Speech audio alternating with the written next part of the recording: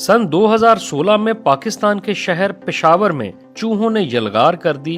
30 centi metre وجود کے چوہے خوراک اور کپڑے کے گوداموں میں گھس گئے، حتیٰ کہ لوگوں کے گھروں کی بنیادوں کو نقصان پہنچانے لگے۔ AFP کی ایک رپورٹ کے مطابق پشاور انتظامیہ نے چوہوں سے نجات کے لیے چوہا مار مہم شروع کر دی اور ایک چوہا مارنے پر 25 روپے انعام رکھ دیا۔ شہر کے کچھ علاقوں میں تو انعامی رقم 300 روپے تک جا پہنچی۔ یہاں یہ تو معلوم نہیں کہ انعامی رقم کا سن کر پشاور میں لوگوں نے چوہوں کی افزائش شروع کر دی ہو، لیکن ماہرین معاشیات نے اس میں کوبرا ایفیکٹ کا خدشہ ظاہر کیا۔ یہاں سوال پیدا ہوتا ہے کہ آخر یہ کوبرا ایفیکٹ ہوتا کیا ہے؟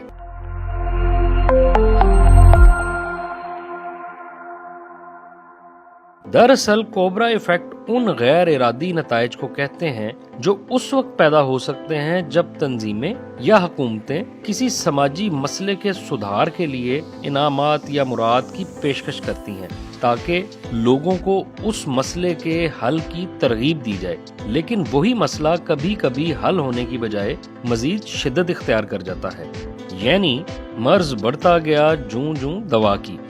اسی کو کوبرا ایفیکٹ کا نام دیا گیا ہے۔ آپ کو شاید یہ جان کر حیرت ہوگی کہ انگریزی کی اس اصطلاح کا جنم برصغیر میں ہی ہوا۔ ایک زمانے میں سانپ بھی ہندوستان کے تخت کے محافظ تھے۔ سن 1398 میں امیر تیمور دہلی پر حملہ آور ہوا تو شہر کے مضافات میں اس کے لشکر کا پہلا سامنا لاکھوں کروڑوں سانپوں سے ہوا۔ اس کے سینکڑوں سپاہی سانپوں کے ڈسنے سے مارے گئے۔ سن 1857 کی جنگ آزادی کے بعد انگریز دہلی میں تخت نشین ہوئے تو گورے لشکر کو بھی اسی افتاد کا سامنا کرنا پڑا جس کا سامنا تیموری لشکر کو ہوا تھا۔ آئے روز کوئی نہ کوئی گورا سپاہی دہلی مضافات میں کوبرا کا نشانہ بن جاتا۔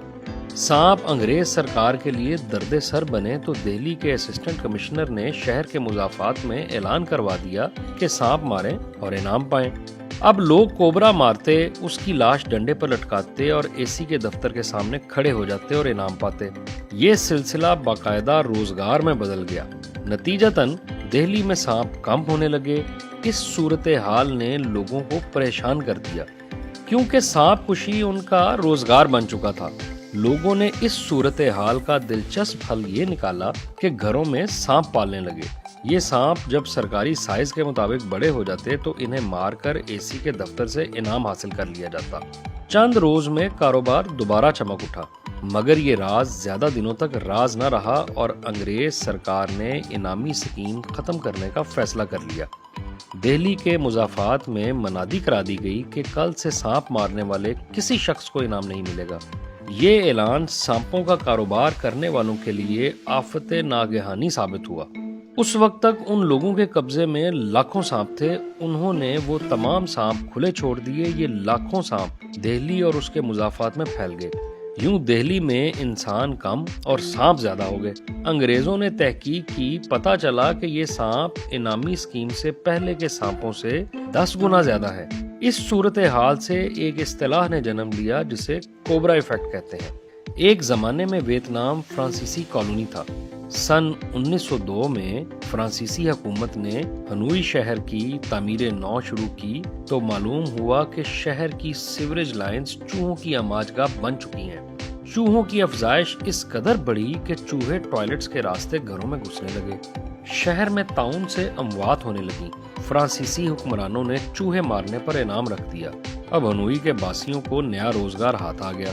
لوگ روزانہ سینکڑوں چوہے مارتے، ان کی دمیں کاٹتے اور فرانسیسیوں کے سامنے پیش کر دیتے۔ تاریخی دستاویزات کے مطابق ایک دن میں 20,000 چوہے بھی مارے گئے۔ لیکن پھر ایک دن ایسا ہوا کہ ایک فرانسیسی افسر شہر کے مضافات میں نکلا تو اس نے چوہے پال فارم دیکھا۔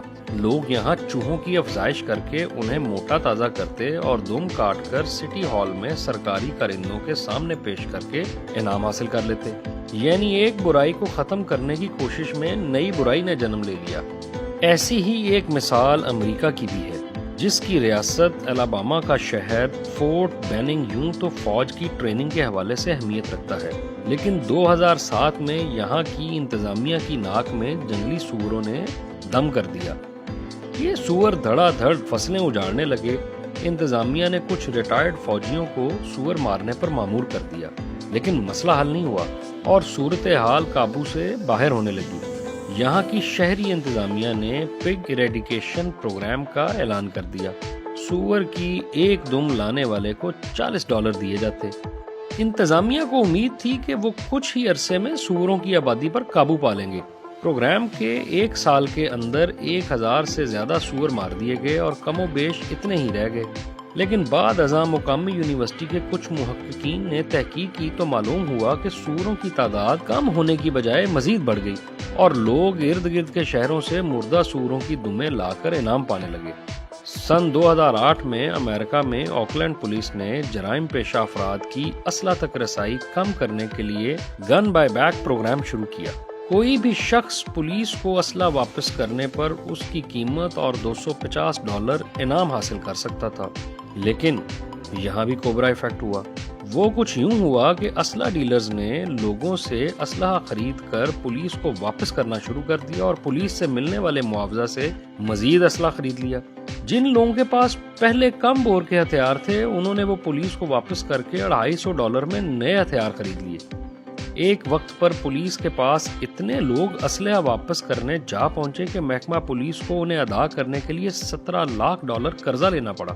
جرمن ماہر معاشیات ہارسٹ سائبرٹ کے مطابق کوبرا ایفیکٹ ایک مخصوص سوچ کی حدود کو اجاگر کرتا ہے، جس کے تحت پالیسی ساز کسی سسٹم کی پیچیدگی یا اس کے پیچھے کار فرما انسانی محرکات کو سمجھے بغیر پالیسی بنا دیتے ہیں، لیکن اس کے نتائج بعض اوقات بالکل منفی اور اکثر خطرناک بھی ہوتے ہیں۔